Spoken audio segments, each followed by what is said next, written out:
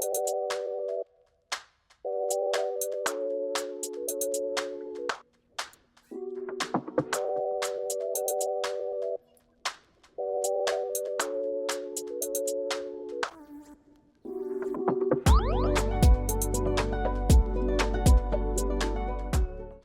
friends, welcome back to our channel. If this is your first time here, I am Crystal Lopez and I blog at crystallandcump.com. And this lady over here, she is my SEO savvy sidekick, Kelly Miller, and she blogs at 3boysandadog.com. Hey guys, so we're blogging mentors and we're here to help you grow your blog traffic and your blog income without burnout and without getting lost in SEO overwhelm. That's right. And today we are diving into one of our favorite quick SEO wins, and that is adding internal links that keep your readers on your site longer and help your posts rank higher with Google. Yes, Google is still a thing. Yes. Right. Internal links are like a secret SEO power-up. They tell Google and Bing and Yahoo and ChatGPT which posts are related, which posts readers should read next, right? They pass authority between your pages, and they really do help your reader naturally move through your content. So if you have been posting regularly but aren't seeing the traffic growth that you expected or that you hoped for or that you thought you would have, this simple strategy might be that missing piece that's going to help all of this come together and help you get some traction. So let's walk you through how to do it strategically and how to do it fast. So let's start with the why. If you have watched our Thursday videos for any length of time, you know, we always like to start with the why. Why? Internal links are links that go from one page or blog post on your site to another page on your site. And what do they do, Crystal? They do two huge things for your SEO, which is search engine optimization, in case you didn't know. First, they help Google crawl your site, which is really important. Google's always doing this. Every internal link actually gives Google another path to discover and another opportunity to index your content, right? Yes. So the more opportunities there are for this, and when it's done well, the more it's going to pay off, right? Yeah. Secondly, they keep your readers on your site longer. So when you link to related posts, you're creating a journey for your reader to follow. More time on site means stronger engagement signals and more chances to convert them into subscribers or customers, but it also means more ad money. Right. And essentially, you are guiding your readers, you're spoon feeding them. We've said that for years, spoon feeding them down a content rabbit hole, but in a good way and in an intentional way that is helpful, right? You're saying, hey, if you liked this post, you're also going to love this one too, because they're related. So now that you know why they matter, let's talk a little bit about where you actually need to be adding them. Well, the most natural spots, obviously, are right inside your blog posts, but especially where you mention related topics. So, for example, if you're writing about freezer meals, link to your post on pantry staples for freezer cooking. Mm-hmm. So another good place could be your introduction or your conclusion. At the top, link to something that provides context or background. So the way that we teach people to put content together is in that introduction, you are linking to a landing page. That's related. That makes sense, right? At the bottom, link to related posts that continue the journey. So at the top, maybe this was a red velvet cookie recipe, and we are linking to our landing page that is best cookie recipes. And then at the bottom, we're going to link to those Ranger cookies, the sugar cookie recipe. Red velvet dip, red velvet, I don't know, donuts, right? Yep, exactly. So. And don't forget those older posts. Like when you publish something new, make sure you go back to older articles and add links to the new one. Don't forget to go back and edit those old ones to link to the new stuff. This is what helps to create that web of connections that really keeps your site strong. We say you need to create a site that has well-connected content. This is how you do it. So this is where tools can help you work smarter and not harder, because sometimes it's like, well, I don't know. I have 5,000 blog posts on my site. Which ones should I be linking to? So one of our favorites is Yoast SEO. Yes, Yoast actually suggests internal links while you're editing a post. In the sidebar or down below, depending on where you have your Yoast stuff, you simply scroll to the section that says internal linking suggestions. And what it does is it scans your content and it recommends other posts that you should be linking to. So I want to say this really quickly. For years, Kelly and I said things like, we're not using Yoast Get is a not green what's light. going to get us right. We're not writing for a green light. We're not using Yoast to get our blog post to page 1, right? Because everybody's using Yoast. And so it's diluted essentially. But there are extra features and tools within Yoast that are very helpful. And this is one of them. There are quite a few Well, things that I love for well, I premium Yoast. think that Yoast is only as good as your knowledge. If you don't know SEO, Yoast is not helping you. Mm-hmm. It's really not. Mm-hmm. So, very true. Okay. Another quick way to use Google is type this into your search bar.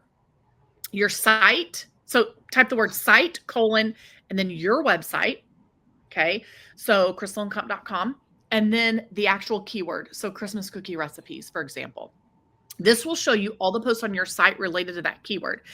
And that's going to make it easy for you to find opportunities for you to link to. And if it's not bringing up some of the ones that you expected it to bring up, that could also be an indication that there's an issue, like there's some work that needs to be done, right? yeah. So, for example, let's say that I want to write about budget dinners. I'm going to go to Google and this is just another way to do it. This isn't how I do it, but this is another way to do it, right? So I would go to Google and I would type in the search site : 3boysandadog.com space budget space dinners. Mm-hmm. And now I see an instant list of posts that I can link together. Do you know sometimes when I'm in my kitchen, I'm like, oh my goodness, what is the water to rice ratio for my brown rice recipe? Right. I haven't done that in a while. What is it? I always go to Google and type in crystalandcomp.com brown rice recipe. Yeah, I make these cookie things and I never remember what temperature. I know how long to cook them, but I never remember if I do it at 350 or 400. And so I always have to do the exact same thing. 3 boys and a dog, cookie kisses, and then I could just see the results right there, and I know what temperature to put my oven on. Are you making cookie kisses today by chance? Yeah. They were requested. All right. Okay. So between Yoast and Google search, you are never going to run out of linking ideas again. All right. Yeah. That's the goal. Seriously, here's your aha moment. Internal links don't just connect your content. They pass authority between your pages. One thing that me and Crystal say all the time, people are like, well, this post isn't really getting any traffic. Okay, but how much weight is it passing off to somebody else? That is why we never recommend deleting content. Yeah. So, yes. Think of your most popular posts as your traffic magnets, right? It's part of what Kelly's alluding to.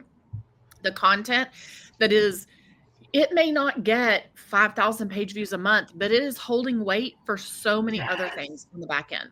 Okay. It's a magnet to something. So when you link from those highly anchored posts or on the, the opposite or another situation, a high performing post, when you take that and link it to the newer content, you are sharing that SEO power. You are saying, this is valid. This is good. This is good content, right? And you're giving it some validity, essentially. Yeah. All right. Yeah. And the opposite is true too. When new posts link back to cornerstone or evergreen content, you're reinforcing your site structure and you're telling Google, hey, this post is important. This is the main topic that I write about, or one of the main topics that I write about. Yep. So internal links are a little like SEO bridges that connect your content ecosystem, which ecosystem is something we are hearing. So I feel like it's being used everywhere. The more thoughtful your connections are, the stronger that your entire site is going to become. So are you ready for a quick start checklist? Here's how you're going to make this super easy. Are you ready for a It felt weird. It didn't feel like it was what we're supposed to be talking about. Sorry. Okay. So step 1, open one of your top blog posts in WordPress.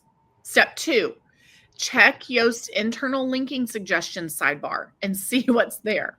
Okay. Step 3, add at least 3 to 5 relevant links to other posts. Step 4, go into those linked posts and add a link back to the original site. So you're creating this well-connected cycle, okay? And then step 5, hit update and test each link to make sure it works, because you just never know, you could have made a mistake, okay? So here are a few pro tips. Number 1, always, always, always, always, always, always use descriptive anchor texts like family meal plan instead of click here. Don't overdo it. 3 to 5 internal links per 1,000 words is a really good rule of thumb. But I mean, honestly, rules are made to be broken. So do what feels right. That's all I got to say. And then keep your links natural. Only link when it truly adds value. Don't just be adding links to be adding links.